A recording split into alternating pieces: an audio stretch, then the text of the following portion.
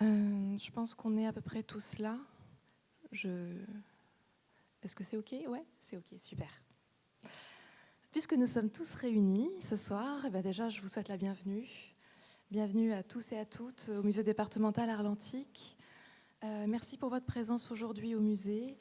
Et nous allons assister ce soir à un débat sur le cinabre. Alors le cinabre, qu'est-ce que c'est? Très rapidement, puisque je ne vais pas tout vous dévoiler. C'est un minéral de couleur rouge qui possède des caractéristiques physico-chimiques très particulières et problématiques, on va le voir. Il a été utilisé notamment en pigment, mais ça n'a pas été son seul emploi. Et à Arles, nous le connaissons très bien puisqu'il fut utilisé pour la décoration d'intérieur et a recouvert les murs de villas romaines. Une fois n'est pas coutume, je vous propose de faire un pas de côté, d'aller au-delà du monde romain et de découvrir l'utilisation très variée du cinabre et sa multitude de symboliques à travers le monde, donc à travers les civilisations et à travers le temps, puisque nous allons couvrir de la période du néolithique, donc moins 10 000 avant Jésus-Christ, jusqu'au XVIIIe siècle. Notre soirée va se dérouler en 3 temps. Première partie, nous allons avoir la présentation de nos 2 intervenantes qui vont présenter leur démarche personnelle et leur travail. Un entracte qui va durer une quinzaine de minutes où notre bibliothécaire, Émilie Tabé, va vous lire des textes antiques qui parlent du cinabre. Et une 3e partie où nous parlerons, nous partirons en voyage. Nous partirons en voyage sous l'expertise de Solveig Placier, en Extrême-Orient, comme vous pouvez le voir sur la carte qui va s'afficher bientôt. Non, presque. Bon, en tout cas, nous allons partir en Extrême-Orient, Chine et Japon, sous l'expertise de Solveig Placier. Et ensuite, nous allons aussi faire des parallèles avec les civilisations Inca et Maya, donc Amérique latine et Amérique centrale, aussi l'Espagne. Et comme vous pouvez le voir sur la carte, on va parler de pas mal de localités, mais dans toute cette localité, il y a Arles. C'est important. Donc je vais vous présenter évidemment nos 2 intervenantes. Je vais commencer par Solveig Placier, qui est donc éditrice. Elle est diplômée de l'École du Louvre et de l'Université de Heidelberg en Allemagne. Elle est historienne de l'art, mais elle est avant tout une grande voyageuse, éprise de randonnée. Fascinée par les routes, les chemins, les passages connectant différentes civilisations ou diverses réalités, Solveig a porté une attention particulière dans ses recherches à l'histoire culturelle de l'Allemagne, des États-Unis et du Japon. Cela fait 15 ans maintenant qu'elle est éditrice et les éditions Cinabre, qui est une création toute personnelle, ont vu le jour beaucoup plus récemment. Solveig a décidé de proposer des éditions au service de la création contemporaine, de l'histoire des arts et du voyage, bien entendu. Solveig réalise également des conférences et des voyages à l'étranger organisés pour des groupes d'auditeurs. Et donc, avis aux intéressés et aux amateurs, dépaysement et culture de qualité garantie. Un jour, Solveig m'a confié avoir été à la recherche de la vraie couleur du cinabre pour la création de sa maison d'édition naissante, son logo, son identité graphique. Et en véritable archéologue de la couleur, elle décida de confronter les différents morceaux de cinabre qu'elle a rencontrés dans les cabinets de curiosité ou les cabinets de minéralogie en Europe pour trouver le bon rouge. J'ai tout de suite compris que sa démarche présentait de nombreux points communs avec notre conservatrice-restauratrice, Marion Rapillard, en dépit de leurs pratiques professionnelles très différentes. Ainsi, je peux vous présenter maintenant Marion, qui, après un master de conservation-restauration des biens culturels à l'université Paris 1 Panthéon-Sorbonne, commença à travailler pour le Centre d'études des peintures murales romaines à Soissons, avant de décoller pour Alexandrie, en Égypte, pour voler au secours d'une mosaïque hellénistique. Cela fait maintenant 9 ans et demi que le musée départemental Arles-Antiques bénéficie de l'excellence de son travail et de son expertise. Marion est intervenue sur le site archéologique de la Verrerie, situé dans le quartier de Trinquetail, donc rive droite du Rhône, de l'autre côté. Après avoir apporté son aide aux archéologues sur le site de fouilles pour prélever les mosaïques et les peintures qui ont été retrouvées, elle a continué de les accompagner pour le remontage des enduits peints. Remontage des enduits peints, c'est cet incroyable puzzle déployé sur plus de 300 mètres carrés qui consistait à remonter les parois peintes de villas romaines. Le fond de ces parois, évidemment, était rouge grâce au cinabre et Marion a développé de nouvelles techniques de conservation pour bloquer ou ralentir l'obscurcissement du cinabre à la lumière. Son travail est une pièce centrale de ce puzzle qui permettra dans un avenir proche de présenter au public ces vestiges archéologiques. Je laisse la parole maintenant à l'éditrice Solveig Placier et je vous souhaite un excellent voyage à toutes et à tous.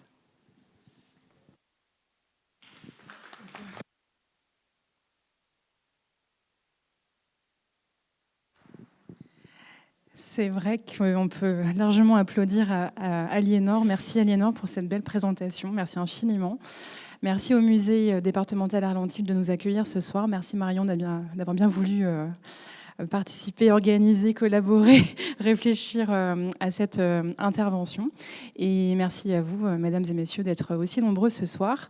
On va effectivement vous proposer un grand voyage et je vais le démarrer en rentrant dans le vif du sujet. Aliénor vous a dit que j'étais éditrice, que j'étais conférencière et la preuve est que parfois on arrive à joindre deux métiers qui a priori n'ont pas forcément grand-chose à voir. Donc je suis très heureuse de vous faire une conférence ce soir sur mes éditions. Mes éditions s'appellent Cinabre. Sur le bouton. D'accord. Donc Cinabre, je vous en montre le logo. C'est le logo de mes éditions, de ma maison. C'est un logo donc rond avec le mot de Cinabre qui est répété à l'infini sur 3 rangs et qui tourne et qui tourne et qui tourne et qui tourne et qui tourne. Comment est-ce que, pourquoi j'ai créé une maison d'édition ? J'ai créé une maison parce que ça me titillait de l'intérieur en tant que salariée d'autres maisons d'édition. Et j'ai voulu porter en fait un projet de collection qui est une collection de livres d'artistes, une collection qui s'appelle Rebond et dont le concept est le suivant. Je choisis une œuvre d'art ancien, une œuvre d'art classique.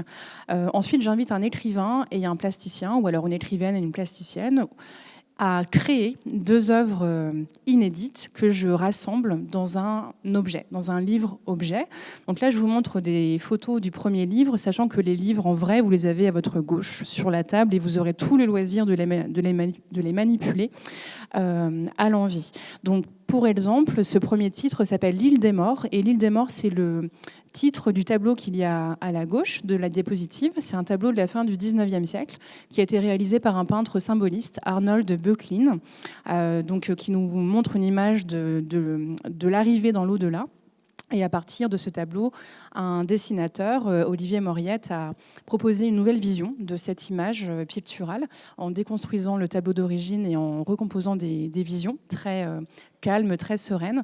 Et Vincent Denain, lui, l'écrivain, a rédigé une nouvelle qui imagine l'arrivée sur l'île de la personne qui est située dans la barque à peu près au milieu, en bas du tableau. Pour le deuxième titre, qui s'appelle Depuis ses épaules, j'ai choisi un autre tableau qui s'appelle Saint-Christophe, un tableau qui a été réalisé par un peintre suisse qui s'appelle Konrad Witz et qui vous montre le Christ sur les épaules de celui qui allait devenir Christophe. Et j'ai invité donc un duo d'artistes, Lefebvre-Ziswiller, qui sont des artistes alsaciens, qui ont imaginé en fait une course en haute montagne, réalisée par un déménageur. Et à cause de l'altitude, de la fatigue, il va commencer à avoir des hallucinations. Et ces hallucinations sont rendues grâce à des gouaches que vous voyez à droite de la diapositive, des gouaches qui sont découpées et recomposées numériquement. Et une nouvelle ouvre et termine le livre et va proposer une réunion entre le déménageur, qui est habitué à porter des charges, et le Christ, qui est lui-même une charge pour les épaules de Saint-Christophe. Et le troisième titre, très rapidement, s'appelle Absolu Let's Get High. Il est sorti cette année. Je l'ai présenté aux rencontres de la photo d'art. J'en étais très heureuse. On a choisi cette fois-ci, vous le voyez, une sculpture, une colonne qui fait à peu près 17 mètres de hauteur, qui a été réalisée par un artiste norvégien qui s'appelle Gustave Vigeland. Vous pouvez voir ce complexe sculpté dans les environs de Oslo. Et en fait, ce qu'on y voit, eh bien, ce sont des corps d'hommes, de femmes, d'enfants qui s'élancent vers le haut. On ne sait pas pourquoi, l'artiste n'a donné aucune indication. C'est un artiste qui a travaillé dans la première moitié du XXe siècle.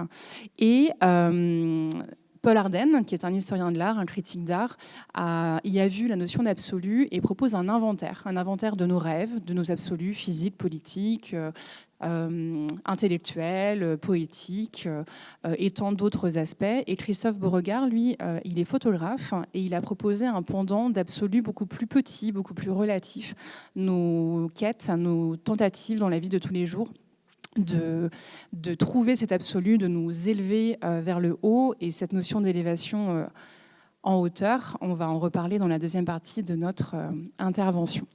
Alors j'avais un concept de collection, j'avais des idées de titres, donc il fallait que je trouve un nom à ma maison d'édition. Et j'en suis arrivée à choisir le mot cinabre. Un mot que, à l'époque, en fait, pour être honnête, je ne connaissais pas. J'avais jamais entendu parler du cinabre. Donc là, on est à la fin des années 2010. Et donc j'ai réfléchi pour choisir un mot, en fait, qui pouvait convoquer les idées, les concepts de transformation, parce que du coup, je voulais que des artistes d'aujourd'hui transforment une œuvre d'art ancien en quelque chose de nouveau. Donc il fallait que le mot revête cette idée, transformation, transmutation, recyclage peut-être, et que, in fine, on en arrive à cette idée de pérennité, de motif, de thème artistique, et donc, dans une certaine manière, d'immortalité. Puisque, comme vous le savez peut-être, grâce au dépôt légal, nous autres éditeurs et éditrices, on est assurés d'avoir nos livres qui sont conservés normalement pour toujours dans les rayons de la Bibliothèque nationale de France. Donc j'ai fait des petites recherches, j'ai un peu réfléchi, j'ai essayé de me souvenir de mes cours de l'école du Louvre, d'autres cours par ailleurs de lecture, et puis un jour j'ai consulté le dictionnaire des symboles, dont vous avez une photo du livre ouvert, et je suis tombée sur le mot cinabre. Et donc ce mot m'a vraiment interpellée, et j'aimerais vous lire juste le tout début de la définition du mot cinabre tel que le dictionnaire des symboles la donne. Le cinabre est le sulfure rouge de mercure, composé dans lequel on reconnaît les deux éléments de base de l'alchimie universelle, le soufre et le mercure. La forme ancienne du caractère tan, qui le désigne en chinois, figure d'ailleurs le cinabre à l'intérieur du fourneau de l'alchimiste. Une autre forme archaïque évoque la transformation de l'homme par l'usage du cinabre. C'est par excellence la drogue d'immortalité, d'autant qu'il est rouge, couleur faste et couleur du sang, et qu'il rend le corps rouge, c'est-à-dire à la fois qu'il en rajeunit le teint et qu'il lui donne la luminosité du soleil. On notera par ailleurs que la consommation du cinabre n'est pas spéciale à la Chine, elle est aussi connue de l'Inde et même de l'Europe, où elle fut recommandée par Paracels. Quand j'ai lu ces lignes, j'ai eu une espèce d'épiphanie, je me suis dit « oulala ». Ce cinabre a l'air merveilleux, c'est très mystérieux, ça convoque des disciplines, des domaines que je connaissais à peine, l'alchimie, ça convoquait la langue chinoise, ça faisait un lien avec l'Europe, à travers l'alchimie pratiquée chez nous essentiellement à la Renaissance. Ça parlait d'immortalité, ça parlait de transformation. Je me suis dit, là, je tiens quelque chose. Et puis, surtout, le mot en lui-même, je le trouve très beau. Il y a beaucoup de consonnes. C'est un mot qui m'a paru tout de suite assez rare. C'est vrai qu'on parle rarement du cinabre et je pense que Marion pourra le valider. Et donc, je me suis décidée à choisir ce mot pour donc nommer ma maison d'édition. Et puis, pour un petit clin d'œil, j'ai mis une photo de moi et de l'ami qui m'a aidé à déboucher sur ce choix que vous avez donc en photo. Merci Xavier encore. Alors, une fois que j'avais le nom de la maison d'édition, il fallait que je trouve une couleur pour la charte graphique. Comme l'a évoqué déjà Aliénor, au gré de mes voyages, de mes visites de musées, eh bien, j'ai vu donc des morceaux de cinabre. Et pour être honnête avec vous, j'étais complètement perdue parce que moi, je me suis dit, voilà, le cinabre on s'en est servi donc comme pigment. Il doit y avoir une couleur unique. On devrait être capable de trouver comme ça une référence certaine. Et donc je tombe à gauche à Vienne par exemple, en haut à droite à la galerie de minéralogie de l'école des mines à Paris et en bas à droite au musée national de Tokyo. Je tombe sur ces morceaux de cinabre et qui, vous le voyez, sont tous sauf identiques. Donc j'étais vraiment très embêtée. En plus, j'arrêtais pas de lire des choses comme quoi le cinabre, ça permettait d'avoir un pigment très vif, un rouge très soutenu, très beau, très chatoyant. Et puis je voyais ces espèces de bouts de pierre noirâtres. Donc j'étais assez désemparée. Du coup, j'ai trouvé une espèce de parade pour définir donc ce qui allait devenir, en tout cas à mes yeux, la vraie couleur du cinabre pour la maison Cinabre, à savoir une parade de graphiste, c'est-à-dire que j'ai décidé de me tourner en fait vers une couleur pure. Ce que je vous montre là, c'est comment est-ce qu'on choisit, comment est-ce qu'on définit, comment est-ce qu'on compose les couleurs quand on travaille dans l'édition. À gauche, dans l'édition dite imprimée, et à droite, l'édition web, comme on dit dans le jargon. C'est-à-dire que pour rendre des couleurs, eh bien, on va devoir se servir de plusieurs modes colorimétriques. Pour imprimer des documents, on va se servir d'une technologie qui s'appelle la quadrichromie, c'est MJN, cyan, magenta, jaune, noir. Et vous voyez que j'ai poussé les curseurs magenta, jaune à 100%. Merci Aliénor. À 100% ici. J'ai laissé de côté le cyan et le noir, et ça vous donne une teinte rouge pure en arrière-plan. Ça, c'est pour l'impression. C'est quand on imprime des livres, des livrets, des documents, etc., etc. À droite, vous avez un autre type de rouge pur, puisque là, j'ai poussé au maximum l'onglet rouge, mais vous voyez que j'ai laissé les autres à 0. C'est le système RVB, rouge, vert, bleu, que vos écrans d'ordinateur et de téléphone utilisent pour donc rendre les photos. Et s'il y a des photographes parmi vous, je pense qu'il y en a puisqu'on est à Arles, vous pouvez imprimer directement vos photographies au labo en RVB sans passer par le CMJN.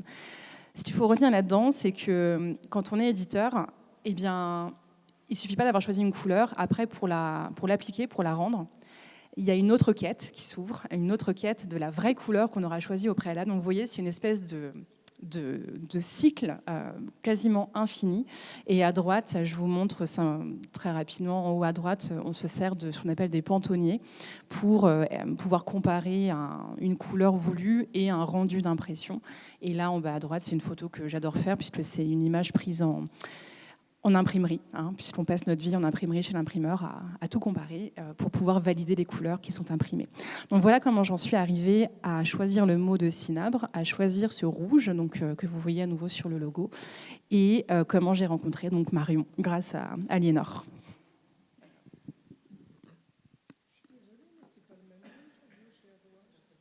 Et bien justement, c'est ce que j'essayais de vous montrer, c'est pas le même rouge à gauche et à droite, parce qu'en fonction du mode de rendu des couleurs, selon que vous êtes dans le domaine print, imprimé et le domaine web, et bien vous n'aurez pas le même rouge. Et c'est... Ouais. Et du coup, j'ai choisi les deux en fait. Parce que quand j'imprime souvent en CMJN, donc j'ai une teinte. Et puis si vous allez voir mon site web, vous verrez qu'il y a un rouge légèrement différent. C'est la grande frustration. La couleur n'est pas maîtrisable comme dans tes chantiers de recherche, je pense. Donc moi, je vais vous parler de la matière qu'est le cinabre avec mon regard de restauratrice. Puisque, de par mon métier, en fait, je suis amenée à rentrer, à pénétrer dans la profondeur des matériaux du patrimoine et dans leur matérialité, pour les comprendre, pour en comprendre en général les caractéristiques, les propriétés, et très souvent, dans notre cas, les altérations. Donc ce qu'on va voir ce soir, c'est qu'effectivement, on va beaucoup parler du pigment cinabre, mais il faut savoir qu'avant d'être un pigment, comme on l'a vu déjà avec Solveig, le cinabre, c'est un minerai à l'origine.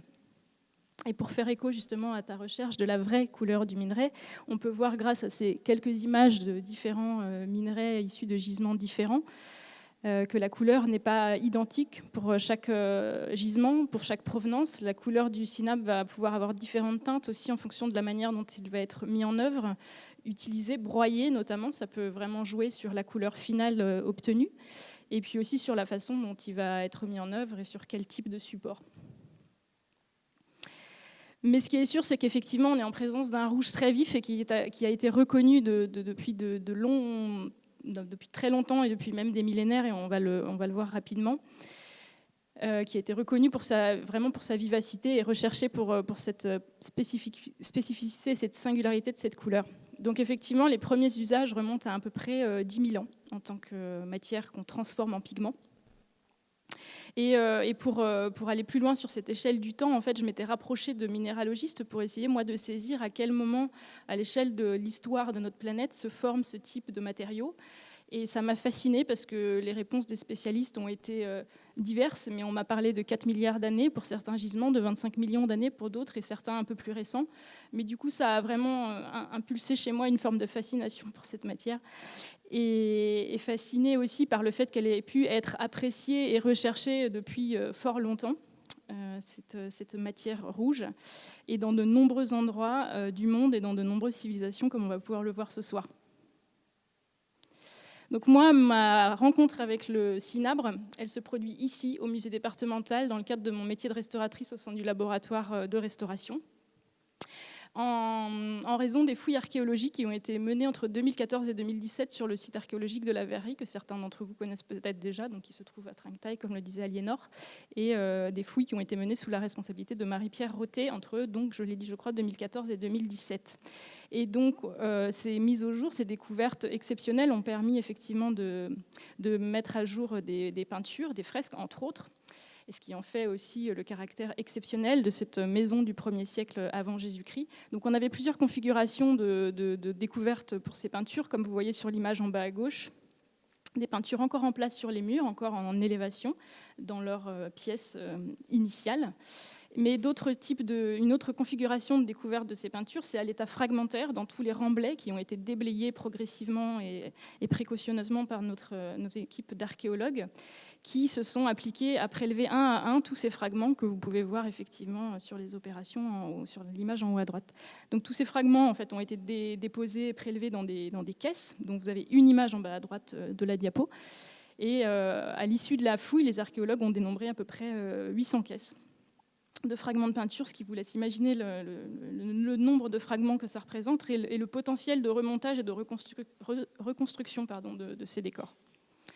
Donc en ce qui concerne la reconstruction, le remontage plus exactement, il s'agit d'en fait faire un puzzle géant de tous ces fragments, donc évidemment de manière extrêmement méthodique.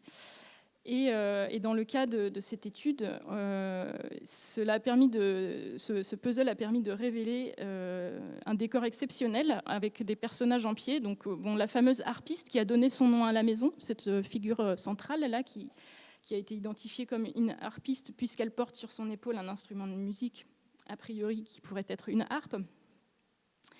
Et ce qui nous intéresse, nous, particulièrement, quand on voit ces images et ces décors reconstitués, c'est les fonds rouges, puisqu'on l'a dit tout à l'heure, effectivement, à la Verrerie, dans cette maison du 1er siècle avant Jésus-Christ, le cinabre a été employé de manière abondante. Et le fait qu'il ait été employé de manière abondante sur ces décors témoigne encore une fois du luxe et du prestige de cette maison, parce que dans l'Antiquité, donc pour cette période qui nous concerne ici, on sait que c'était le pigment le plus coûteux ou un des plus coûteux. On dit même, certains écrits anciens disent qu'il était 15 fois plus cher que l'ocre rouge, qui était disponible de manière bien plus facile, qui était aussi utilisé dans les fresques. Mais si on choisit le cinabre, c'est vraiment pour son caractère ostentatoire, rare et coûteux. Et on sait pour la période antique, de par des sources anciennes, qu'à cette époque, vraisemblablement, le pigment était principalement extrait de gisements situés dans le sud de l'Espagne actuelle, dans la région de l'Andalousie, sur un site qu'on appelle Almadén, un gisement de cinabre dont on aura l'occasion de reparler tout à l'heure. Et on sait aussi, de par ces textes anciens, qu'une fois extraite, cette matière première en Espagne devait transiter par la région de Rome pour être transformée en pigment et ensuite déployée dans l'Empire, là où on avait les moyens de se faire des décors avec cette matière très, très prestigieuse. Et on l'a appelé le rouge pompéien parce qu'évidemment, il a été beaucoup documenté dans les maisons pompéiennes et qui témoigne aussi du luxe de ces maisons. Donc j'avais mis quelques images ici de comparaison de l'emploi du cinabre à Pompéi.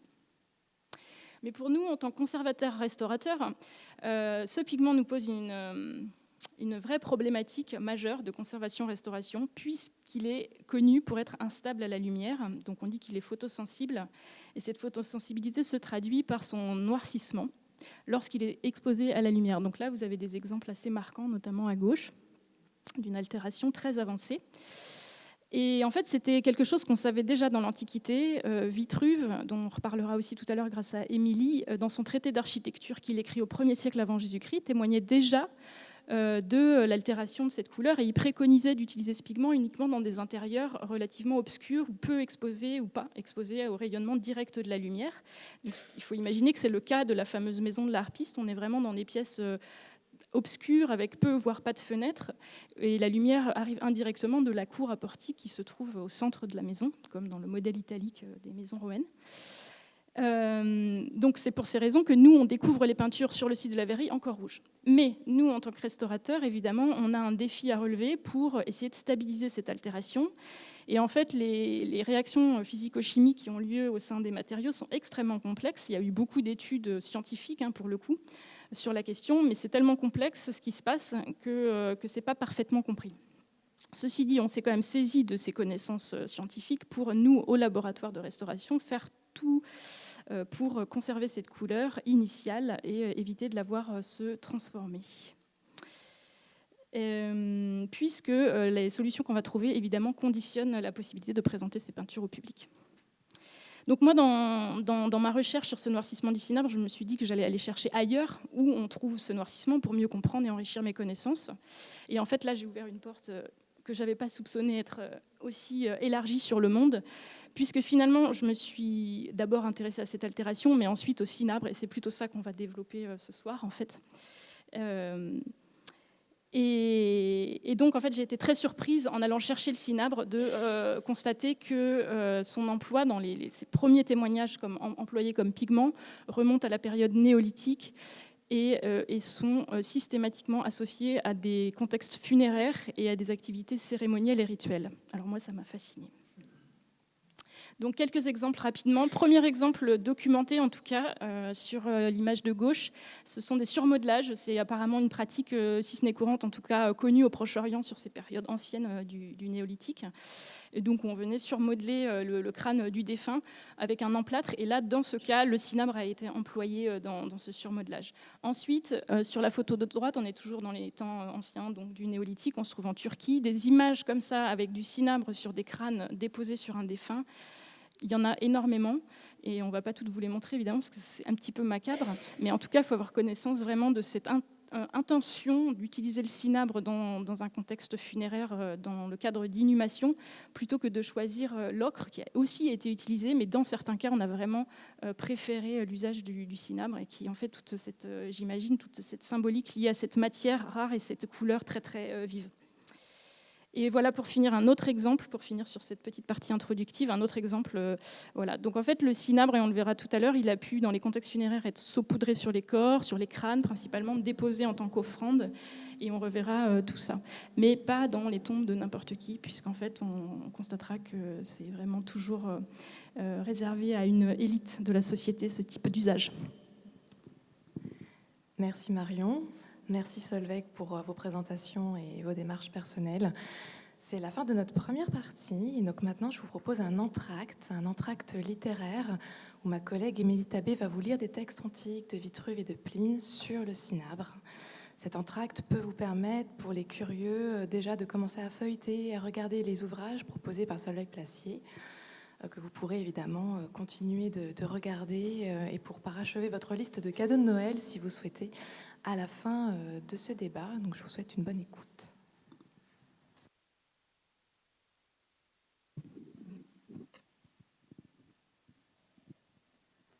Bonsoir.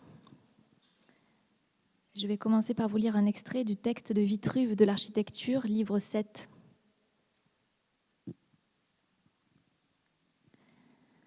J'en viens maintenant à décrire les caractéristiques du cinabre. On dit qu'il a été trouvé pour la première fois sur le territoire des Silbiani d'Éphèse.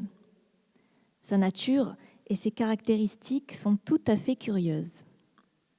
On extrait en effet ce à quoi on donne le nom de glèbe, avant que par divers traitements, on ne parvienne au cinabre et qui se présente en filon, comme le fer, mais avec une couleur plus roussâtre et enrobée d'une poussière rouge.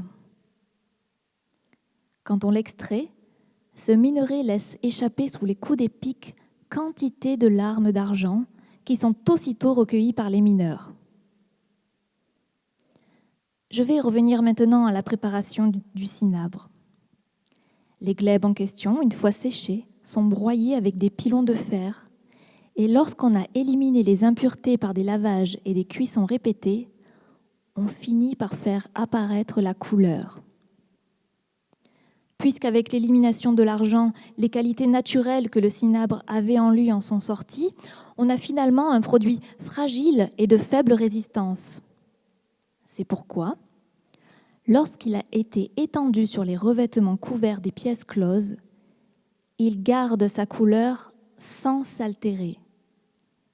Mais, dans les lieux ouverts, c'est-à-dire les péristyles, les exèdres ou les autres pièces du même genre, où le soleil peut pénétrer ses rayons et la lune son éclat, dès qu'un endroit peint de cinabre en est touché, celui-ci s'altère et, ayant perdu sa vertu colorante, il noircit. C'est ainsi, pour prendre cet exemple entre beaucoup d'autres, que le scribe Faberius, qui avait voulu avoir sur l'Aventin une maison élégamment décorée, fit enduire de cinabre tous les murs des péristyles. Au bout de 30 jours, ces murs prirent une couleur désagréable et toute tavelée. Aussi, s'empressa-t-il de passer marché pour un enduit fait avec d'autres couleurs.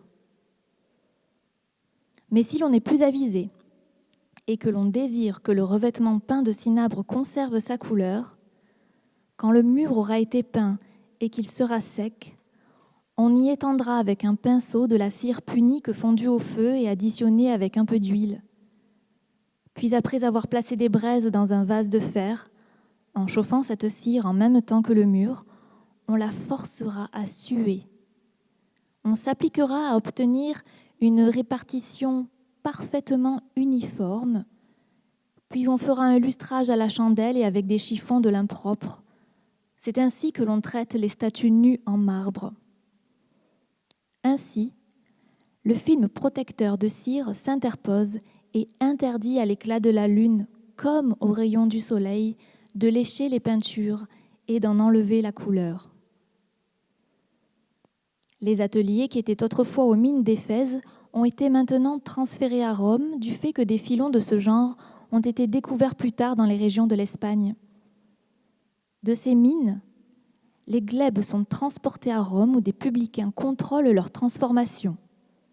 Ces ateliers se trouvent entre le temple de Flore et celui de Quirinus. Voilà tout ce qui m'est venu à l'esprit concernant le cinabre.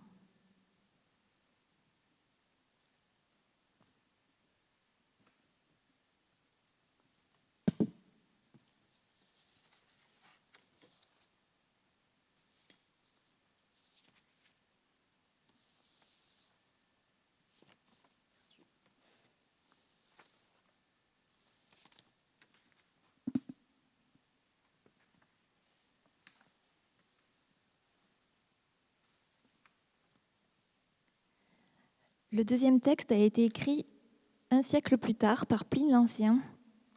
C'est un extrait de l'Histoire naturelle, livre 33.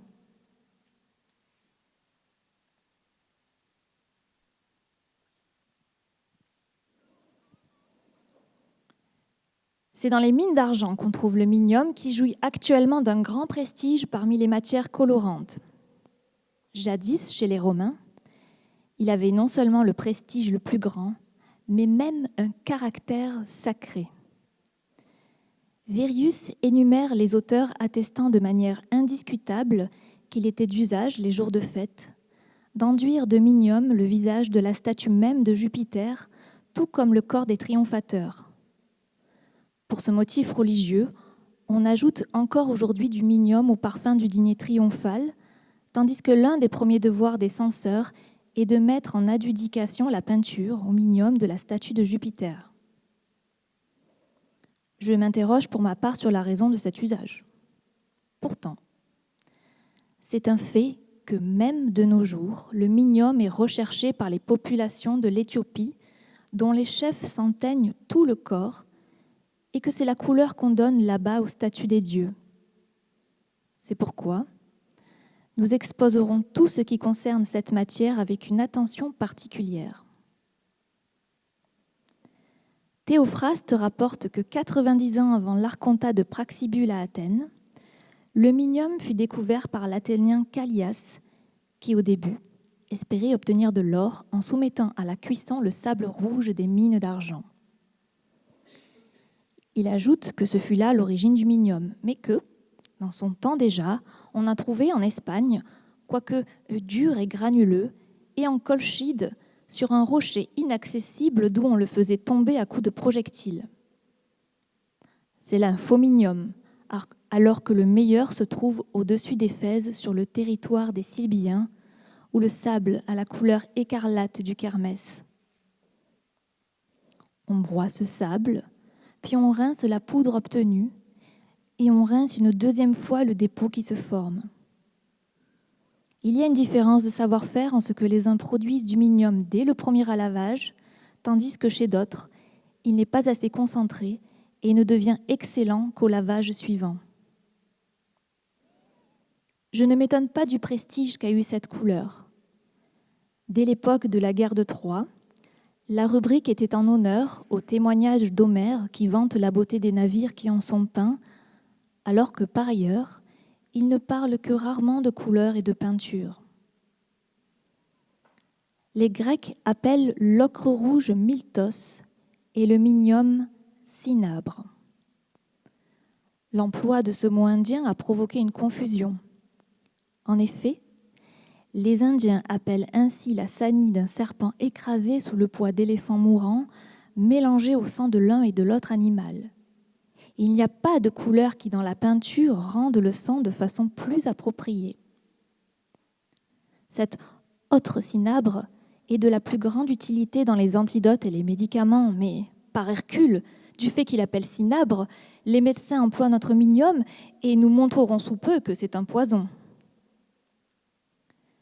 Les anciens peignaient avec du cinabre les tableaux qu'on appelle encore aujourd'hui monochromes. Ils en ont peint aussi avec du minium d'Éphèse qui a été abandonné parce que l'entretien des tableaux demandait beaucoup de soins. De plus, on trouvait l'un et l'autre d'une couleur trop vive. Les peintres passèrent donc à l'emploi de la rubrique et de la terre de Sinope dont je parlerai au moment voulu. On falsifie le cinabre avec du sang de chèvre ou de sorbe broyée et le cinabre coûte pur 50 sesterces. D'après Juba, on produit aussi du minium en Carménie. D'après Timagène, également en Éthiopie, mais nous n'en importons d'aucun de ces deux pays et il nous en vient guère d'ailleurs que d'Espagne. Le plus connu est celui de la région de Sisapo en Bétique, d'une mine de minium qui fait partie des domaines de l'État romain. Aucune matière n'est gardée plus soigneusement. Il est interdit de l'affiner sur place. Après la cuisson, la veine de minium est mise en ballots cachetés et transportée à Rome en quantité d'environ 2000 livres par an. Et c'est à Rome qu'a lieu le lavage. Une loi en fixe le prix de vente pour qu'il ne dépasse pas la limite de 70 sesterces la livre. Le minium pur doit avoir le brillant de l'écarlate. Chez celui de seconde qualité, si on l'applique sur les murs, l'éclat prend des reflets plombés. Cependant, ce n'est là qu'une sorte de rouille métallique.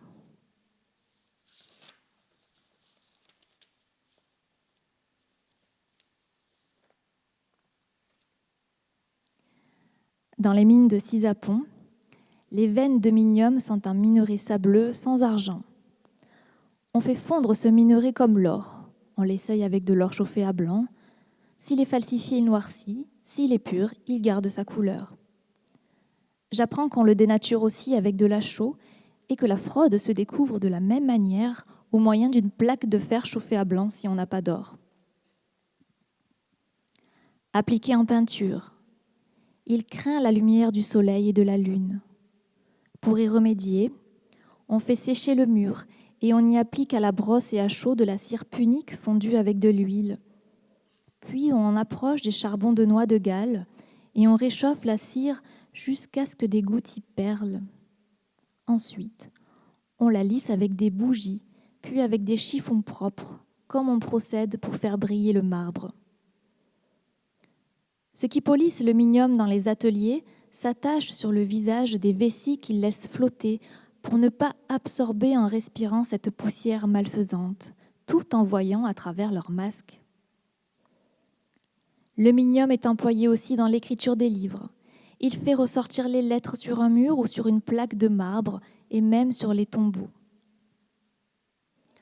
Comme il est reconnu que c'est un poison, je considère comme aventureux tout ce qu'on rapporte sur l'emploi du minium en médecine, excepté peut-être qu'en application sur la tête ou le ventre, où il arrête les hémorragies, à condition qu'il ne pénètre pas dans les viscères et ne touche pas la plaie. Dans les autres cas, je n'en conseillerais pas l'usage.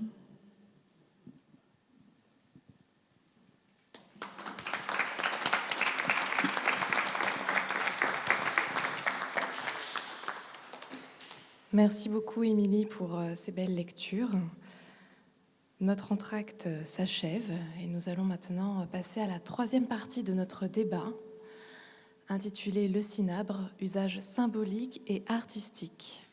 On va avoir 4 thèmes qui vont être abordés par nos 2 intervenantes, le cinabre et la mort, l'approvisionnement du minerai, le rôle du cinabre dans la quête d'immortalité et les cas d'empoisonnement. Et pour finir, nous verrons que le cinabre est utilisé pour faire des objets de luxe réservés à une élite.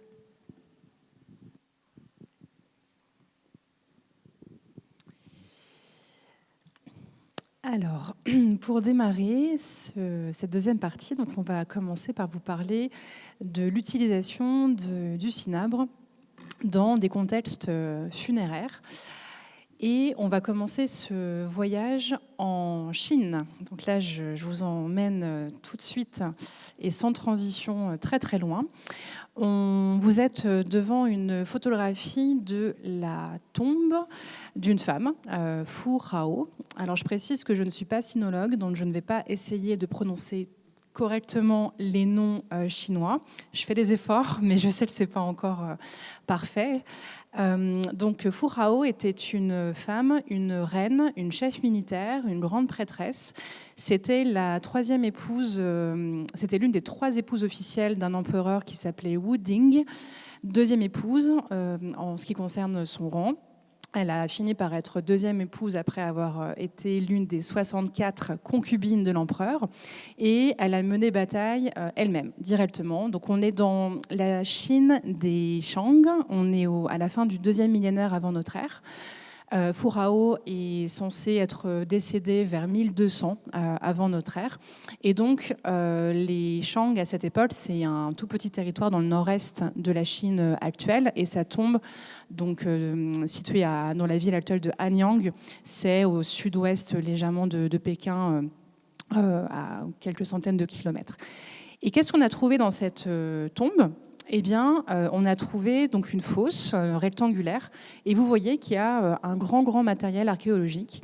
Il y a des choses qui sont vraiment propres, il n'y a que des choses propres au monde chinois. Hein. Vous avez entassé contre les parois de la fosse des bronzes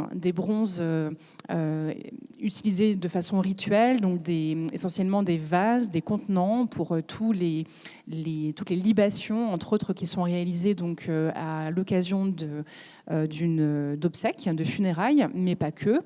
Vous avez des hallebardes, des armes, des morceaux de jade, qui est l'une des autres matières très très importantes pour le monde chinois.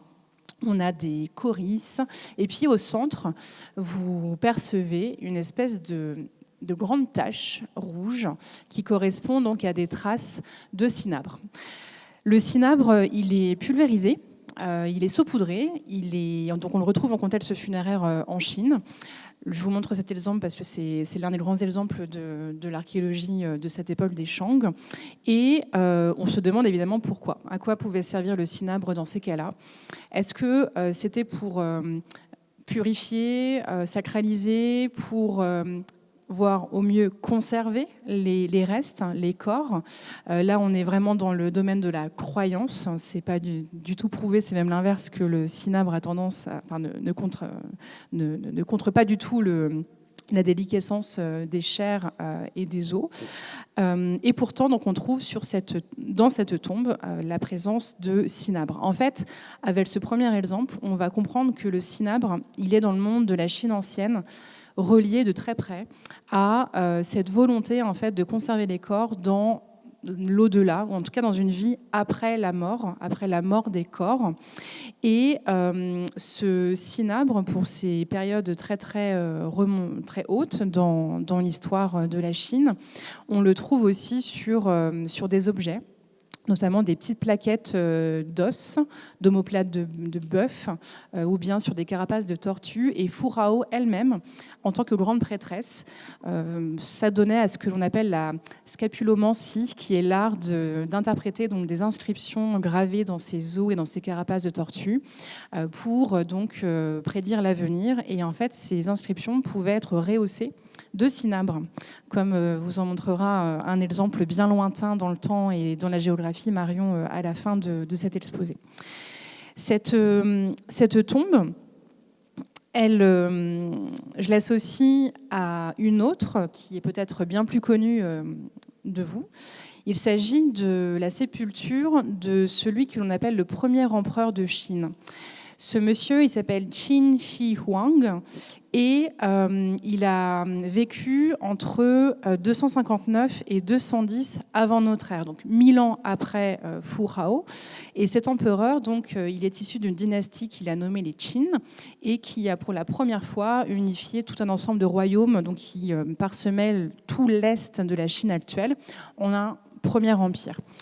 Et cet homme, ça c'est vraiment un grand cas d'école, a fait aménager une sépulture. Il est mort donc assez jeune pour nous, il est mort à l'âge de 49 ans et il a préparé donc son inhumation. Et donc aujourd'hui, donc on peut visiter certaines des fosses de sa sépulture. Donc il faut imaginer un grand tumulus dans lequel on avait plusieurs fosses, dans lesquelles sont installées ce que l'on appelle donc, de par son petit nom, l'armée de terre cuite de Qin Shi Huang. Cette armée de terre cuite, qu'est-ce que c'est? C'est environ 8000 soldats et chevaux modelés dans de la terre, c'est de la céramique. On a des objets aussi, des objets de bronze, des objets en or, des objets de jade qu'on a retrouvés en contexte funéraire. Et puis, on a aussi retrouvé, enfin en tout cas, on a l'évocation au fond des fosses, de rivières de mercure, ce qui laisserait penser que donc ce cinabre, il est déjà très important et associé à ce monde funéraire et surtout associé à une volonté de transcender cette mort physique. Parce que ce qu'on dit en général au sujet de l'armée de terre cuite du premier empereur, on se demande bien pourquoi est-ce qu'il a voulu être accompagné dans la mort de toute cette armée. À l'époque, c'est vraiment aussi un unicum. C'était la première fois qu'on avait autant de substituts funéraires, comme on les appelle. Alors on dit qu'il a peut-être voulu évoquer toute l'armée qu'il avait accompagnée pour justement venir verrouiller ce nouvel empire et gagner donc du territoire en faveur de cet empire. Moi je me souviens qu'à l'école du Louvre on nous disait peut-être que cet empereur finalement, comme il a conquis énormément de territoires sur Terre, peut-être qu'il a qu'une envie, c'est de conquérir l'au-delà, le territoire donc au-delà de la mort. On ne le saura jamais. Ce qui est exceptionnel, c'est qu'on n'a toujours pas fouillé le mausolée lui-même de l'empereur, on a fouillé les fosses alentour, donc on est tous déjà émerveillés par ce matériel archéologique, mais il reste donc le mausolée en lui-même à fouiller. Et donc ce que vous voyez à droite de la diapositive, ce sont des fragments communiqués par Marion d'ailleurs, sur lesquels vous voyez des traces de pigments rouges, et donc Marion m'a informé que c'était du cinabre qui avait été utilisé donc, en tant que pigment pour distinguer certains des soldats, puisque en fait, pour tous ceux qui s'intéressent à l'histoire militaire, on peut se servir de cet exemple pour reconnaître les différents grades donc, occupés par chacun des hommes qui est représenté dans la tombe. Ce premier empereur, en fait, il va être très important pour la recherche du cinabre et une quête qu'on va appeler dans le monde chinois la quête d'immortalité. Et donc, je vous en parlerai dans quelques minutes, puisque je vais passer la parole à Marion. Alors, moi, je vais vous emmener toujours dans des contextes funéraires, puisque c'était vraiment le propos de ce premier acte sur le cinabre dans la mort. Donc, on fait une grande enjambée, puisqu'on part sur les hauts plateaux du Pérou, à 2500 mètres d'altitude. On est ici sur un site qui est en fait un immense complexe cérémonial, où de nombreux temples sont construits sur les plateformes dans ce paysage. Et on a la sépulture ici d'une femme qui, au moment de sa mort, devait avoir entre 20 et 40 ans. Et elle occupe une place centrale au sein de ce complexe. Et sa position centrale au sein du complexe et sa sépulture positionnée à cet endroit-là témoignent évidemment de sa position prestigieuse et de sa haute importance au sein de cette communauté. Et les études sur cette femme et cette sépulture laissent penser qu'il s'agissait peut-être d'une prêtresse. Et donc, je n'ai pas pensé à signaler effectivement qu'on était en 750 avant Jésus-Christ. Donc, cette sépulture était extrêmement riche. Les dépôts de colliers, de nacre, de coquillages et ces immenses boucles d'oreilles en or étaient reposées à côté du personnage. Et comme on peut le voir un peu sur la photo centrale, le cinabre associé à un autre pigment précieux, mais bleu cette fois-ci, avait été disposé sur le crâne de cette femme au moment de son inhumation dans cette tombe. Et une pratique étrange aussi, mais significative dans le cas de cette femme, c'est qu'en fait son crâne était déformé. Donc c'est une pratique qui marque vraiment une forme de différenciation sociale, une pratique qui consistait effectivement à déformer le crâne dès la naissance des individus qui étaient issus d'une certaine haute classe dans la société. Donc voilà ici pour un premier exemple au Pérou, avec encore une fois un dépôt de cinabre dans le cadre d'une inhumation et d'une personne hautement importante. Là, on a un autre exemple. On est chez les Mayas, au Guatemala. Il s'agit d'un roi qui a régné au IVe siècle après Jésus-Christ. Donc ici, en fait, dans sa tombe, on a trouvé un masque de jade recouvert de cinabre, donc ce qui peut être aussi assez surprenant, puisque la jade en elle-même déjà est une matière relativement précieuse et recherchée. Et en fait, on décide de recouvrir ce matériau-là par du cinabre. Ce qui est intéressant dans le cas de cette sépulture, c'est qu'on constate que 300 ans après, on réouvre le tombeau et on vient faire de nouvelles offrandes et peindre à nouveau les ossements en rouge. On le voit un petit peu sur la photo centrale. Donc, comme un culte, un hommage en fait aux défunts, on vient réapprovisionner en cinabre sa sépulture. Donc chez les Mayas, la mort n'est pas synonyme de fin de vie. Il est en fait apparemment pas rare que les tombeaux soient réouverts justement pour continuer, poursuivre et célébrer l'hommage aux défunts.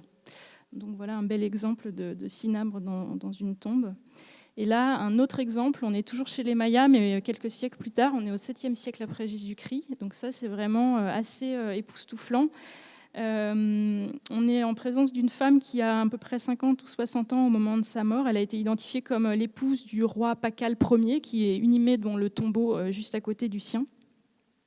Donc elle est inhumée dans un tombeau, dans une chambre funéraire, dans lequel le sarcophage est intégralement peint de cinabre. Et son corps à elle est complètement, intégralement recouvert de cinabre au moment de l'inhumation, en plus d'être associé à des bijoux, etc. Il faut savoir aussi que dans cette chambre funéraire, on retrouve 2 personnes qui ont été sacrifiées au moment de l'inhumation de cette femme, donc d'un enfant et d'une femme d'une trentaine d'années. Donc ici, l'abondance et la prégnance de la couleur est vraiment exceptionnelle. Et évidemment, cette présence du cinabre de manière massive est vraiment un indicateur évident de l'appartenance à l'aristocratie de cette femme.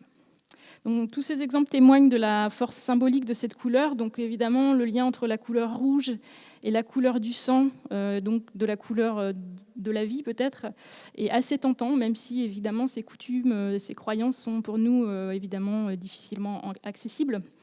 Mais en tout cas, on note évidemment que le statut très, très singulier des personnes à qui on associe cette matière dans la mort est très marqué, évidemment. Ce n'est pas les tombes de n'importe qui. Et on insistera tout à l'heure sur effectivement la charge symbolique de cette matière et de cette couleur.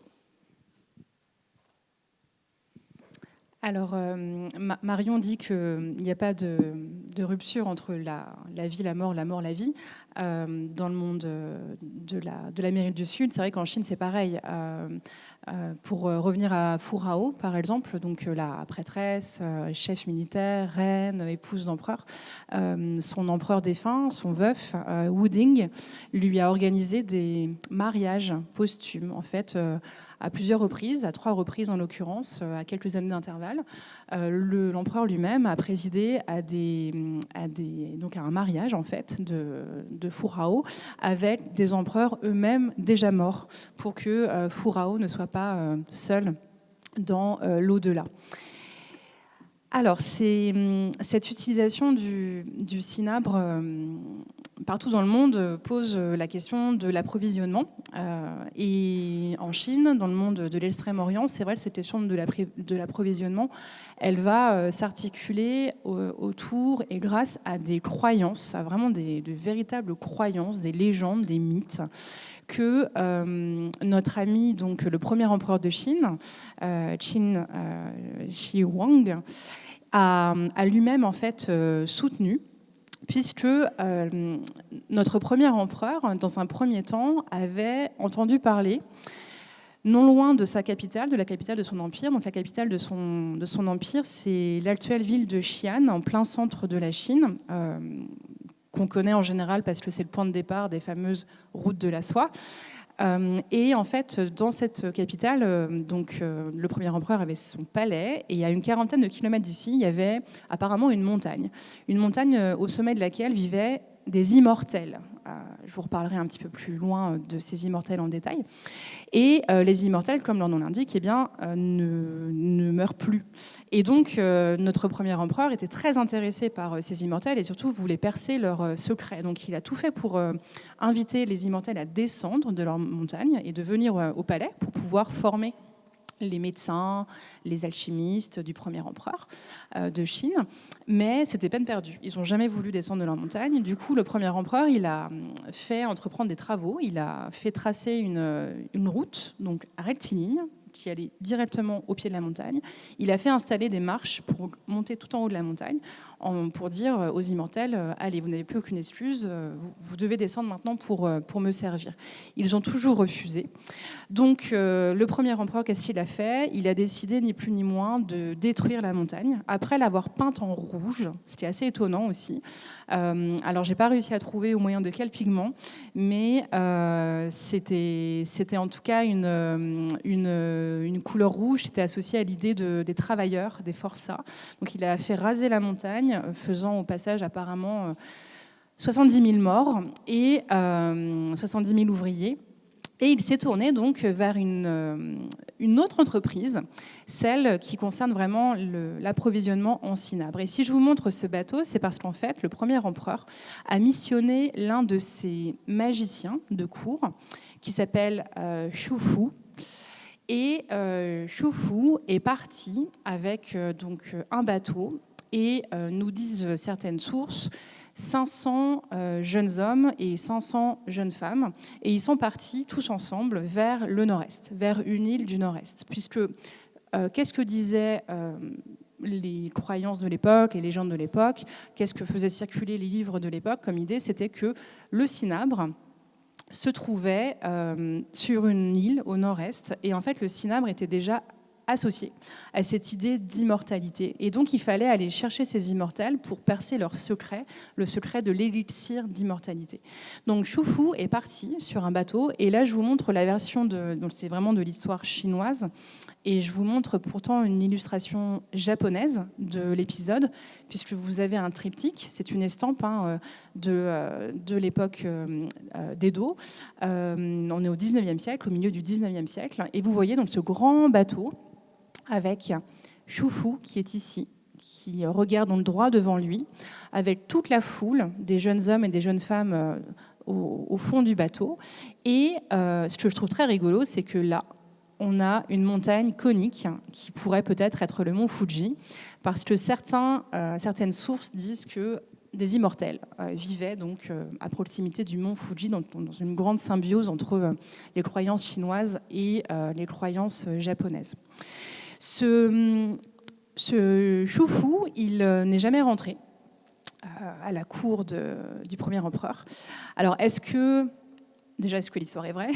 Et deuxièmement, est-ce qu'il a eu une avarie, il a connu une avarie en mer, ou sur terre d'ailleurs, ou est-ce qu'il avait trop peur de rentrer pour dire à l'empereur que sa quête avait éventuellement subi un échec, et le premier empereur de Chine n'était pas réputé pour sa tolérance et sa gentillesse et sa générosité. Toujours est-il donc qu'on n'a aucune trace du retour de cette ambassade de Xu Fu, mais ça nous dit quelque chose, que donc les Chinois se tournaient vers le nord-est, vers une île donc mythique, une île des immortels. Et cette île, en fait, ça a toutes les chances d'être l'archipel japonais, parce que sur l'archipel japonais, on a des tas de mines de cinabre. On en a aussi en Chine, on en a dans le sud de la Chine, dans une région qui s'appelle la province de Guizhou, et la province peut-être plus connue, la province du Yunnan. Donc on est vraiment dans le centre-sud de la Chine, près de la frontière avec le Vietnam. Et pour autant, on va en fait se tourner vers le Japon. Pourquoi ? Parce qu'en fait, le cinabre là-bas, donc on le trouve en plus grande quantité. Sa qualité est meilleure selon les sources, et tout ça pour un prix moins cher, moins haut. Donc les Chinois avaient tout intérêt à aller directement au Japon, et donc sur cette île mythique qu'on appelle l'île de Penglai. Et je vous en reparlerai aussi un petit peu tout à l'heure. Donc, voilà pour l'approvisionnement en Chine et au Japon. Et en fait, à un moment donné, les ambassades entre le Japon et la Chine vont s'arrêter, vont se tarir, et les Chinois vont se recentrer sur donc, leurs approvisionnements locaux. Donc pour documenter de mon côté effectivement l'approvisionnement de cette matière, on va repartir dans la péninsule ibérique. Ici, en fait, j'ai réutilisé cette carte pour montrer l'emplacement d'Almaden, dont on a parlé déjà plusieurs fois. Et les étoiles signalent tous les contextes funéraires dans lesquels le cinabre a pu être détecté. Je pense même qu'il y en avait plus, mais ça fait déjà un bon nombre de documentés ici. Donc on peut imaginer que la présence de ces gisements, parce que Almaden, c'est vraiment, il fait partie des plus grands gisements au monde en fait de cinabre. Ça doit évidemment expliquer l'importance de l'utilisation de cette matière première, notamment dans les sépultures mégalithiques. Mais ceci dit, tout est relatif parce qu'on a quand même on n'est pas sur une proximité immédiate, puisqu'il y a des sites quand même qui sont relativement éloignés d'Almaden où on trouve également du cinabre. Mais alors, pour revenir un peu sur des exemples de la péninsule ibérique, on est encore une fois sur des sépultures dans lesquelles on saupoudre le fameux pigment. On a aussi employé du cinabre sur les enduits d'un couloir d'une chambre funéraire. Et on choisit vraiment, on sélectionne encore une fois le cinabre plutôt que l'ocre rouge qui, elle, serait disponible bien plus facilement. Donc c'est vraiment, ça marque encore l'importance et la signification de l'usage de cette couleur-là et de cette matière. Sur l'image du dessous, ce sont des petites figurines en argile recouvertes elles aussi de cinabre et qui ont été déposées dans ces sépultures mégalithiques. Parmi d'autres exemples retrouvés dans les contextes de tombes mégalithiques, une lame de silex qu'on recouvre de cinabre au moment de l'enfouir, au moment de l'inhumation, ou encore une fois des plaques anthropomorphes qui initialement étaient décorées et le cinabre est présent qu'en traces, mais ces petites idoles étaient recouvertes de pigments rouges. Donc voilà pour la péninsule ibérique. Là, on a un exemple de l'emploi du cinabre et pour documenter cette histoire d'approvisionnement qui est assez intéressant. Donc ces idoles, qui sont des objets votifs qu'on a beaucoup retrouvés dans le monde des Cyclades, dans le monde des géants. On a toujours eu l'habitude de les voir blanches et je crois qu'on aime assez en fait imaginer que c'était blanc, mais comme dans plein d'autres endroits de l'histoire de l'art, on se rend compte qu'en fait, ces idoles-là étaient peintes à l'origine. Et là, c'est intéressant parce que le cinabre a été utilisé alors qu'on est au cœur de la mer Égée et qu'il n'y a aucun site d'approvisionnement possible de cinabre dans ce secteur-là. Et donc, on sélectionne. On a par contre de l'ocre rouge disponible, mais on choisit vraiment ce cinabre et on va le chercher là, en l'occurrence, ou en Turquie ou dans les Balkans, qui sont les gisements les plus proches des Cyclades. Là, un autre exemple que je pourrais documenter que par une carte, au Pérou, donc au 2e millénaire avant Jésus-Christ, en fait, le village de pêcheurs qui s'appelle Gramalot, qui est cité donc sur la côte, s'approvisionne lui aussi, en fait, la communauté de pêcheurs a accès à des mines d'ocre rouge très, très facilement, mais il s'approvisionne en cinabre auprès du gisement qui s'appelle Huancavelica, qui se trouve à 4000 mètres d'altitude, à 700 km de là. Et donc, on va chercher le cinabre pour pouvoir l'employer également à Gramalot. Alors moi, j'aime à imaginer, parce qu'on a beaucoup parlé des élites, et d'ailleurs, on en reparle encore ensuite. Et en fait, ce que j'aime à imaginer, en fait, c'est toutes ces petites mains, entre guillemets, cette classe ouvrière qui a dû aussi beaucoup œuvrer en fait, pour l'extraction du cinabre dans les gisements, mais pour son transport, sa transformation.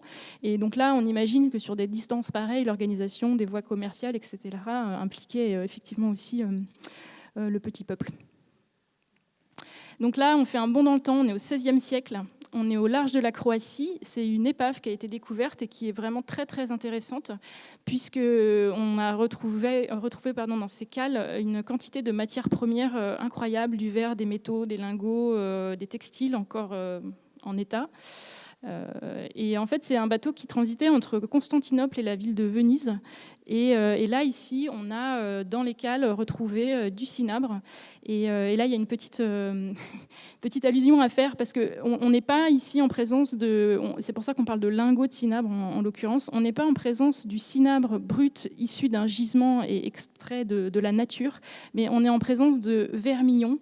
Alors ça amène à spécifier un peu cette nuance. En fait, le cinabre et le vermillon, c'est la même chose chimiquement. C'est tous les deux des sulfures de mercure.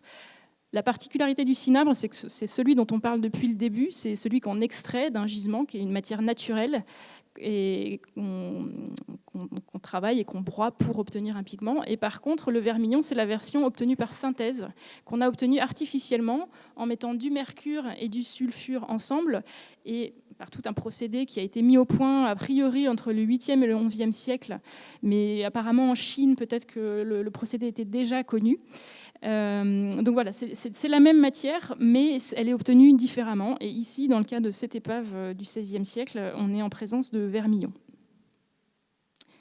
Voilà, pour ce qui relève de l'approvisionnement.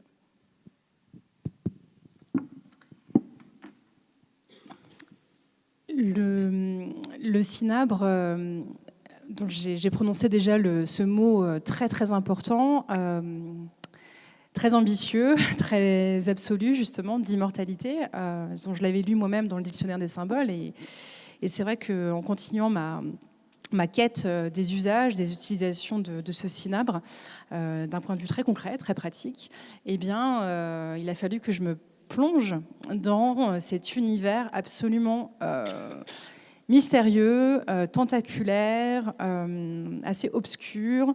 Samedi dernier, j'étais encore au musée Guimet à une journée d'études, à poser des questions aux conservateurs du musée et aux chercheurs en tout genre pour en comprendre davantage, puisqu'en fait, le cinabre, il a été donc ingéré dans des potions, dans des élixirs, pour atteindre donc le stade d'immortel. Et ça, c'est une pratique donc, que l'on trouve en très, très, très, très grand nombre en Chine. À gauche, vous avez une évocation du fourneau. D'ailleurs, si vous vous souvenez d'une des premières diapositives que je vous ai montrées quand je vous parlais de ma recherche du nom de ma maison d'édition, en fait, le caractère tan, donc en chinois, eh bien, c'est un rectangle avec un objet au centre. Et donc, ça évoque ce minerai du cinabre qui est plongé dans un fourneau pour être transmuté et être transformé en élixir d'immortalité. Alors, grâce au premier empereur de Chine, eh bien, on se lance dans cette quête de l'immortalité, on fait des recherches, on fait des enquêtes. La dynastie suivante, celle des Han, va prendre le relais. Et en fait, c'est une course à l'immortalité qui va être très présente en Chine au Moyen-Âge, sous deux dynasties, les Tang, les Tran et les Song, donc pour les premiers 618 et 907, et pour les seconds entre 960 et 1127. Et les empereurs, donc issus de ces deux dynasties, vont en fait se servir d'un cadre de pensée typiquement chinois qui est le taoïsme.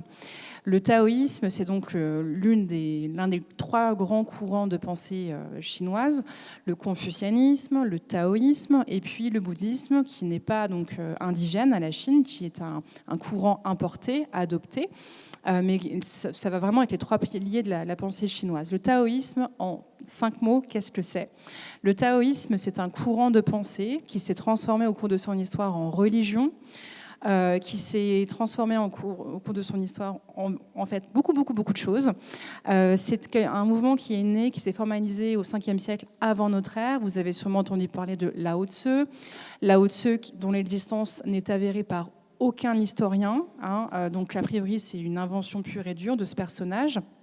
Lao Tse, donc on a des textes qui sont repris par deux autres grands théoriciens du taoïsme. Et dans taoïsme en français, on a Tao, et Tao, ça vient de Dao, et Dao, donc ça veut dire la voie. Et le Dao, c'est un principe qui est à l'origine de tout dans notre existence, dans notre monde. Et le but, c'est de revenir à ce Dao. Donc en fait, le taoïsme, c'est avant tout un courant de pensée qui va vous inviter à vous fondre dans le monde. Donc certains commentateurs parlent même de courant écologique avant l'heure. On va se fondre dans l'existence en fonction de l'attitude de sa voisine, des imprévus de la vie, des opportunités contraires de la vie, pour aller avec le flux, avec le flow. On a souvent l'image du petit poisson taoïste qui n'affronte pas les obstacles, qui les contourne, contrairement au confucianisme qui met en place des règles, des cadres, des choses très très rigides. Et dans le taoïsme, on va avoir un moment donné de l'histoire de ce courant de pensée, qui est donc un courant de pensée qui a aujourd'hui 2500 ans, qui s'est transformé à de très nombreuses reprises et qui est pratiqué de 1000 milliards de manières différentes. On a un courant qui concerne cette quête d'immortalité. Et on va donc mettre au point des élixirs grâce à des fourneaux, dont vous avez une illustration à gauche. Et à la cour des empereurs, donc surtout des dynasties des Tang et des Song, on va avoir des magiciens qui vont œuvrer pour chacun des empereurs, ou presque. Et ces magiciens donc auront comme mission de mettre au point des élixirs. C'est pas la première fois qu'on a ces exemples dans l'histoire de la Chine ancienne, puisque le premier empereur lui-même en fait serait probablement mort d'un empoisonnement au cinabre. C'est pas confirmé par la recherche, mais cette hypothèse est convoquée à de très nombreuses reprises. Pour les Tang, on a plus de sources, et c'est précisément la question que je suis allée poser la semaine dernière en vue de notre intervention de ce soir, parce que je voulais vraiment avoir des chiffres à vous donner.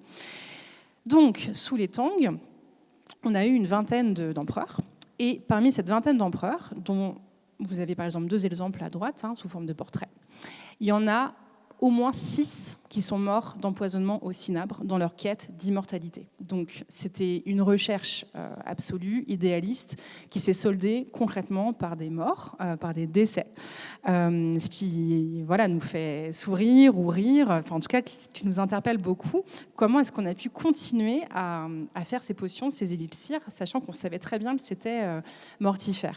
Alors on sait aussi que les magiciens essayaient de tempérer l'effet du cinabre en le coupant avec d'autres éléments. Mais bon, toujours est-il qu'on a quand même 6 empereurs Tang qui sont décédés. Donc vous en avez 3 à droite, les empereurs Xianzong et Muzong.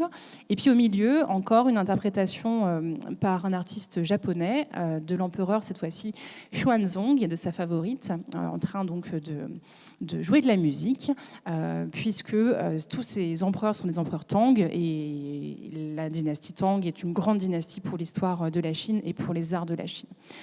Alors, se mettre en quête d'immortalité, donc concrètement, à quoi ça sert? Qu'est-ce qui est recherché à l'époque?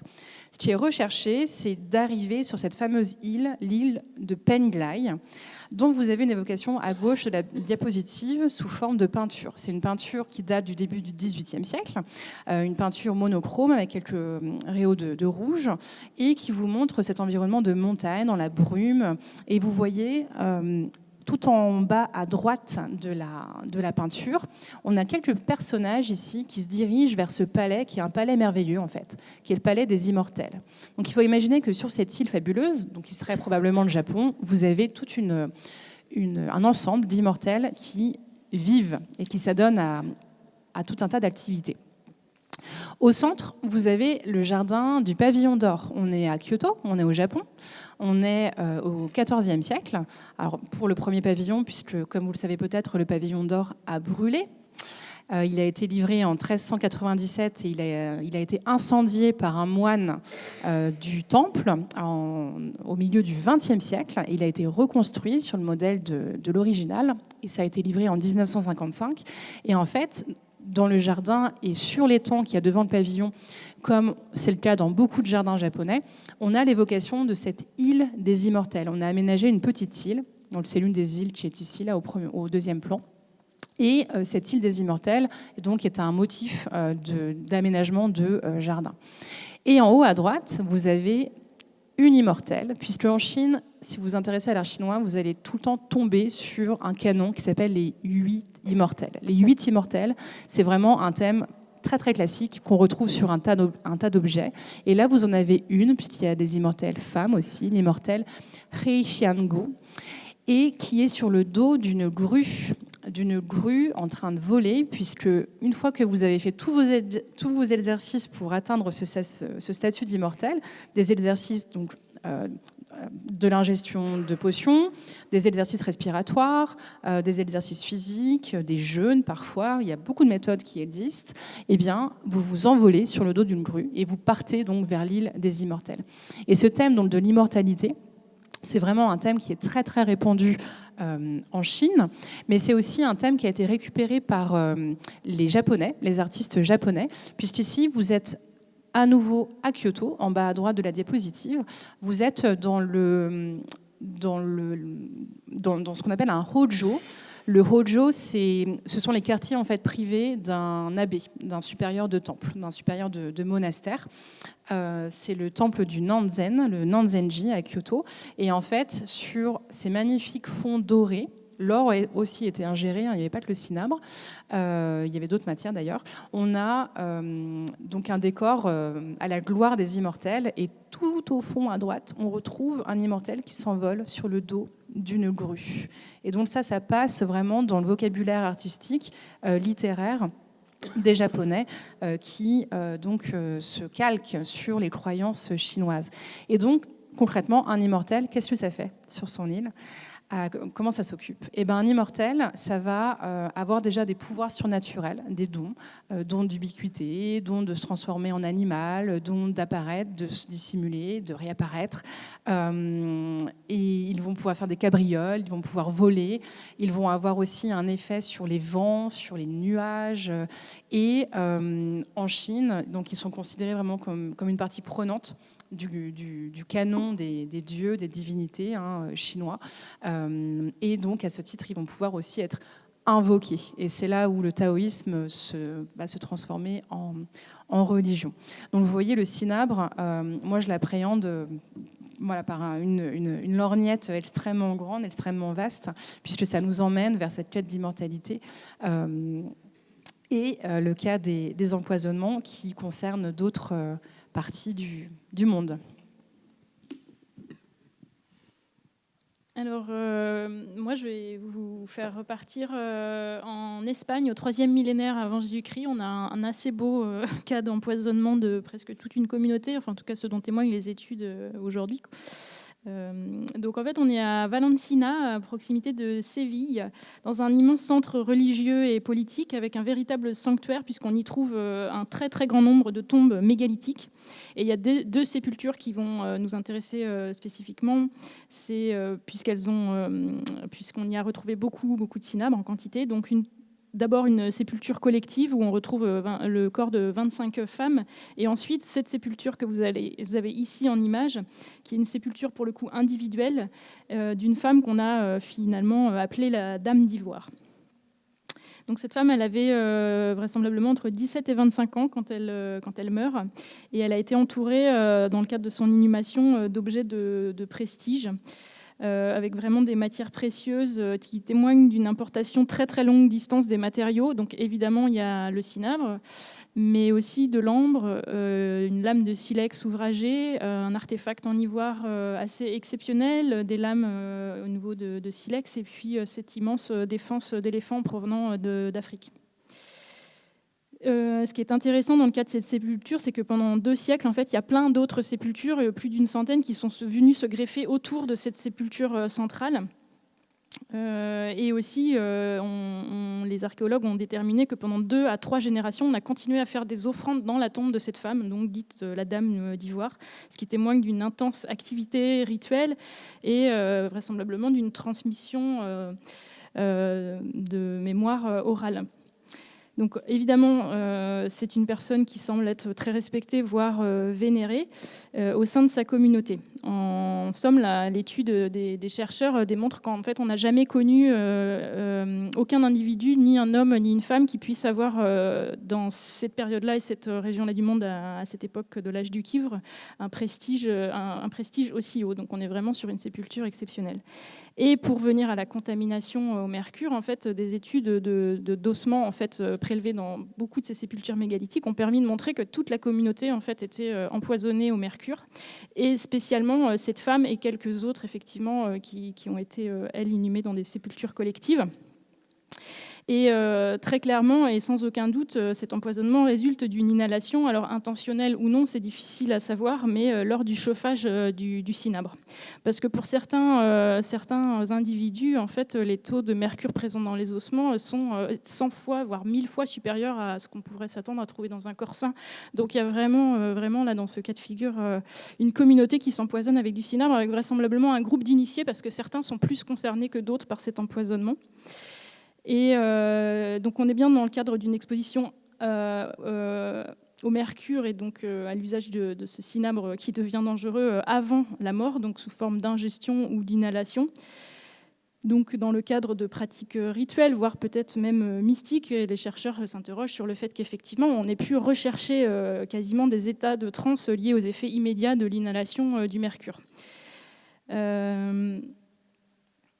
Cette petite restitution graphique a été faite par les gens qui ont porté cette étude et qui est relativement récente, en fait, témoigne aussi de la très très vraisemblable coutume de se peindre, enfin de faire des peintures corporelles à base de cinabre. Voilà, donc je trouvais très intéressant ce témoignage-là, au-delà de la question de l'empoisonnement qui nous inspirait là ce soir, et parce qu'en fait ce site réellement interroge beaucoup sur le rôle social, politique et religieux des femmes dans ce temps de l'histoire, dans ces sociétés pré-étatiques de la préhistoire. Et je trouve qu'en 2024, c'est assez intéressant, voire peut-être presque inspirant, de redécouvrir des sociétés où peut-être une tonalité matriarcale devait possiblement exister. En tout cas, les archéologues ne vont pas jusque-là, mais ça témoigne vraiment d'un statut acquis par une femme dans ce 3e millénaire avant Jésus-Christ, vraiment exceptionnel. Voilà pour le cas de cet empoisonnement, et voilà, j'aurais pu en raconter encore un peu plus, mais je m'arrête là. Et donc on va terminer avec des objets concrets, des œuvres. C'était sûr, pour rebondir à ce que vient de dire Marion, c'est qu'au Japon, par exemple, en ce moment, il y a tout un débat sur qui va prendre la suite, on le sait en l'occurrence, de l'empereur qui vieillit et qui n'a qu'une fille. Il n'a pas de fils, il n'a qu'une fille. Et aujourd'hui, au Japon, un empereur ne peut pas léguer son pouvoir à une fille. Alors que dans les temps anciens, il y avait des impératrices comme... de façon totalement alternée, ce n'était pas du tout un problème. Alors, cette grande statue de Bouddha, un Bouddha particulier, ce n'est pas le Bouddha historique, c'est un autre Bouddha. Il y en a plein des Bouddhas qui existent, en tout cas qui sont convoqués. C'est Bouddha Vairocana, c'est un Bouddha cosmique. Et on le trouve aujourd'hui au temple du Todai, le Todaiji, à Nara, près de Kyoto, dans le centre du Japon. Et ce grand Bouddha, en fait, fait le lien avec l'un des textes que Émilie a lu, à savoir la technique de la dorure, puisqu'en fait, pour dorer, pour poser de l'argent sur des surfaces, on a besoin du cinabre. On a besoin de cette matière, donc pour fixer les pigments dorés et argentés.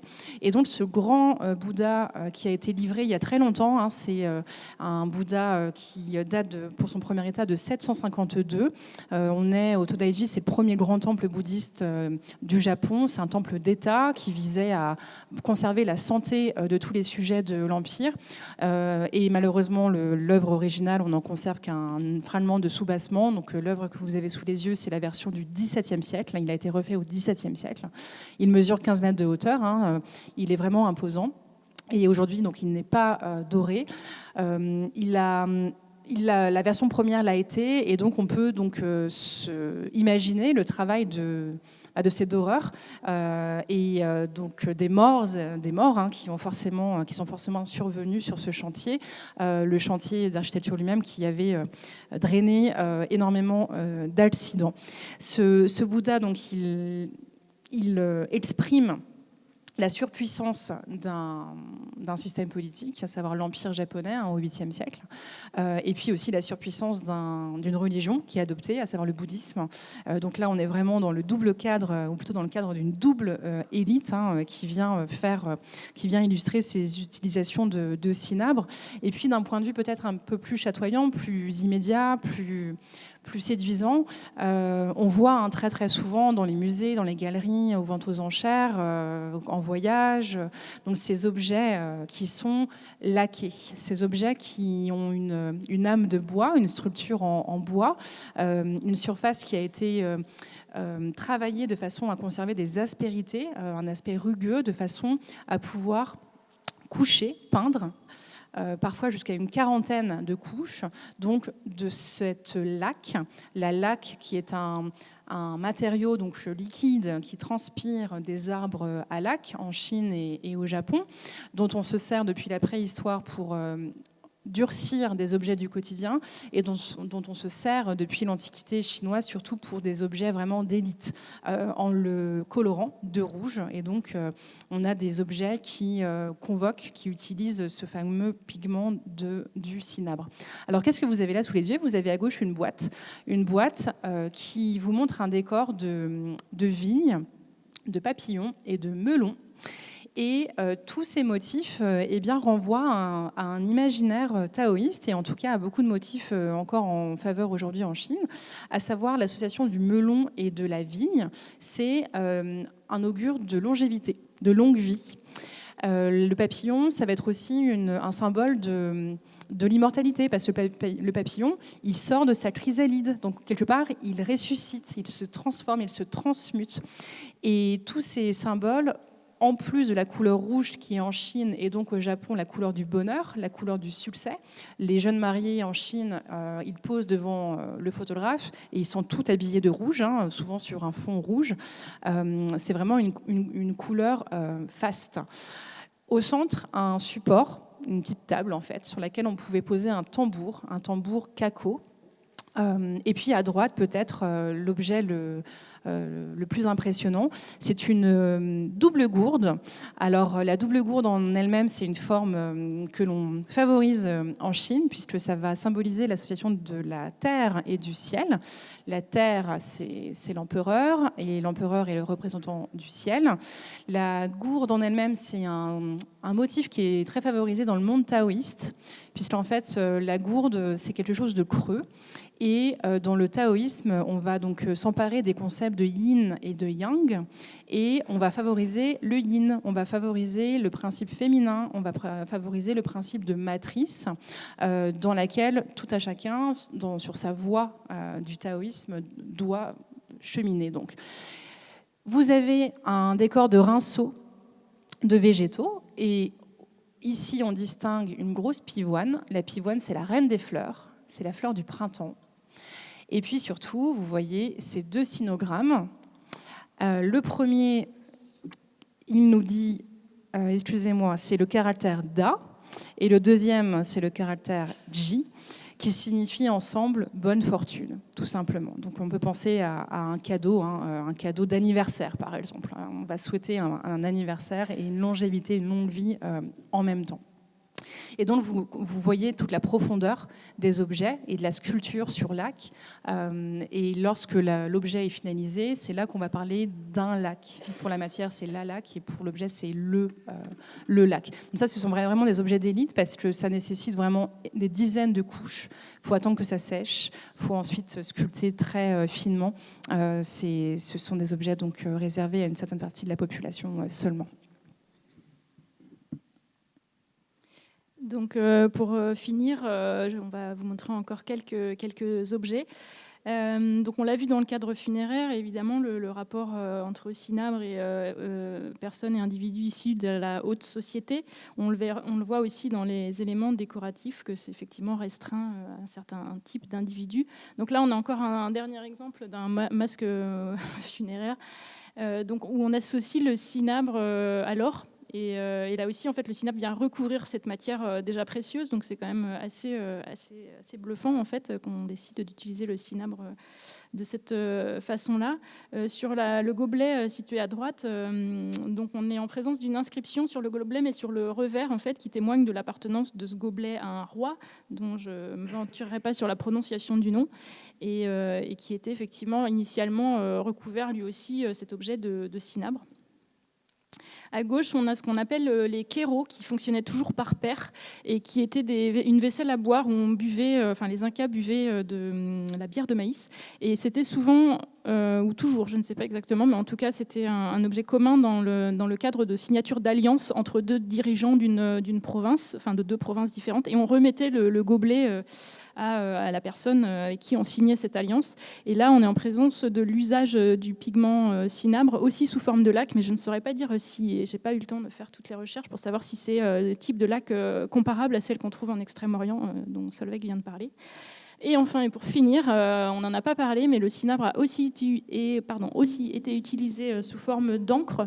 Et dans l'Empire byzantin, en fait, seuls les empereurs avaient le droit de l'utiliser pour signer des documents, des actes impériaux et des pièces diplomatiques. Il est même dit, on l'a lu, que quelqu'un non autorisé qui utilisait ce pigment pour signer ou écrire un document pouvait être mis à mort. Donc encore une fois, voilà, c'est une autre forme d'emploi du cinabre qu'on n'avait pas vu jusqu'ici, mais ça a aussi été utilisé sous cette forme-là d'encre et encore une fois réservé à certaines élites. Voilà, je crois qu'on a fait le tour de tout ce qu'on avait à vous montrer, mais il y aurait encore 1000 choses à raconter.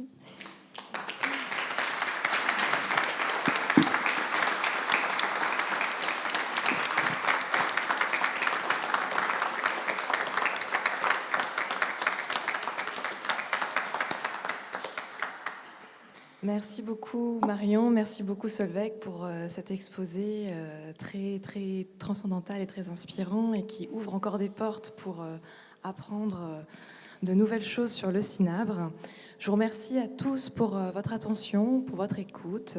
C'est la fin de ce débat et je veux bien, merci. Simplement vous signaler les futures activités du centre de documentation.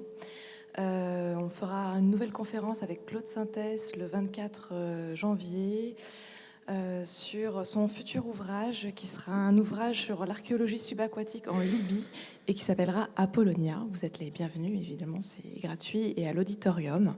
Le 25 janvier, dans les cadres de la nuit de la lecture, on fera des lectures déambulatoires, donc c'est des lectures de textes anciens dans les collections, avec ma collègue Émilie et avec également en musique avec Capucine qui nous accompagnera pour ce voyage littéraire.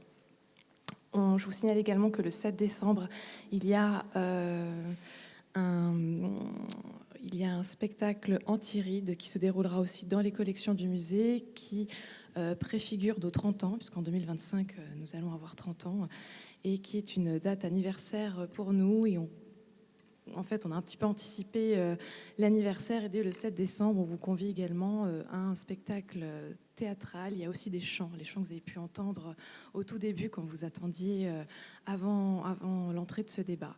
Voilà, je vous invite également à venir, vous êtes les bienvenus. C'est la fin de ce débat, mais si vous voulez poser des questions, c'est avec grand plaisir.